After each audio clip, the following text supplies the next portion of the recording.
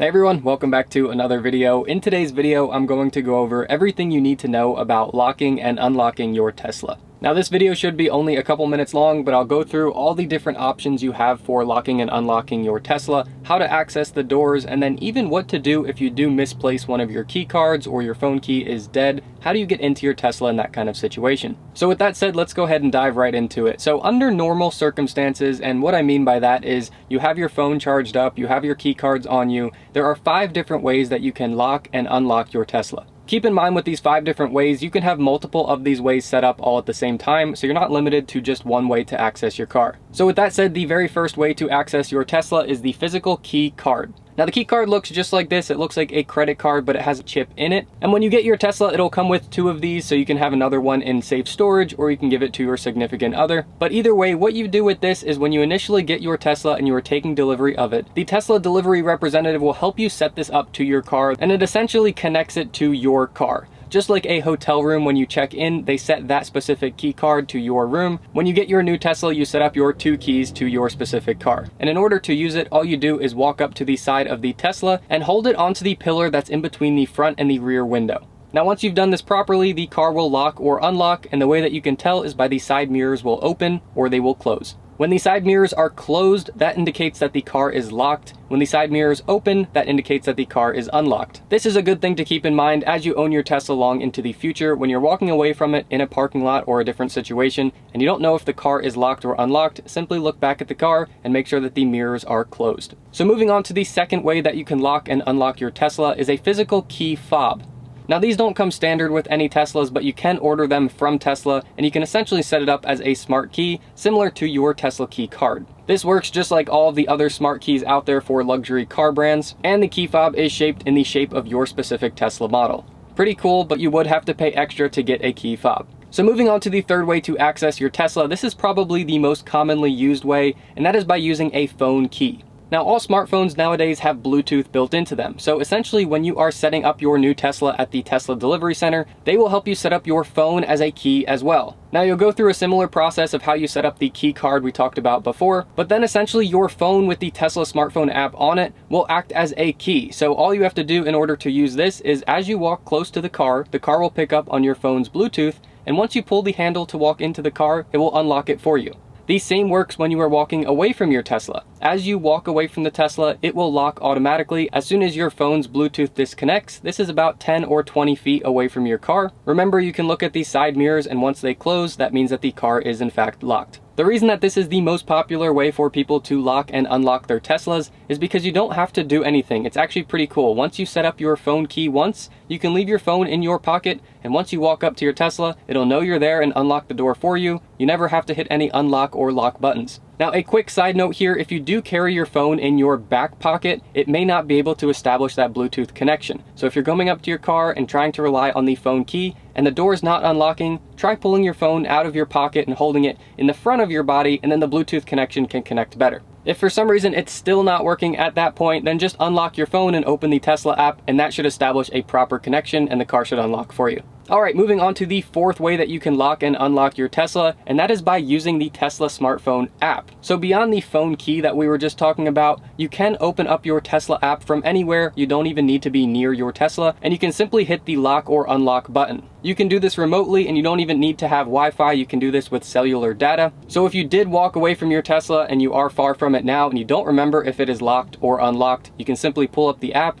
check the icon, and you can lock it or unlock it remotely. This definitely comes in handy when you valet your Tesla. Sometimes they forget to lock the car, so if your car is sitting in the middle of the parking lot in the valet section, you can physically open up your app and lock the car by yourself. And lastly, the fifth way to lock and unlock your Tesla, and that would be with third-party keys. Now, when we were talking about this Tesla key card in the beginning, I mentioned that there is a chip in that card. This is what makes the card function and allows you to pair it to your car. Well, in recent years, people have been coming up with third-party accessories that have the same chip in them. However, you do have to go through the whole process of setting it up and connecting it to your physical car. But with that said, you can now buy different items with the chip built into them. The most popular that I've been seeing lately, and actually has great reviews, is wedding bands. So if you ever do get locked out of your Tesla and you don't have a key or anything on you, you, you should always have your wedding band on you, so you'll be able to just tap it where you would tap the Tesla key card, and it'll allow you to get in and out of your car. Something that I should say here is that people can't just go on Amazon and buy these devices and get into any Tesla. It has to go through the whole pairing process that we talked about at the Tesla delivery center. Although you can do this pairing process at home, you have to physically do this in order to activate that chip to that specific car. So now that we've covered the 5 ways to unlock and lock your Tesla under normal circumstances, what happens if you don't have a key card on you, or your phone battery died so you can't use the phone key? How do you access your Tesla? Since there is no physical key and physical key hole, you have to get a little bit creative. There are 3 different things that you can do, so don't panic. The first thing you can do is borrow someone else's phone. If your phone's dead, just use a friend's phone briefly, download the Tesla app, log into your account, and then you can select controls and then remote start.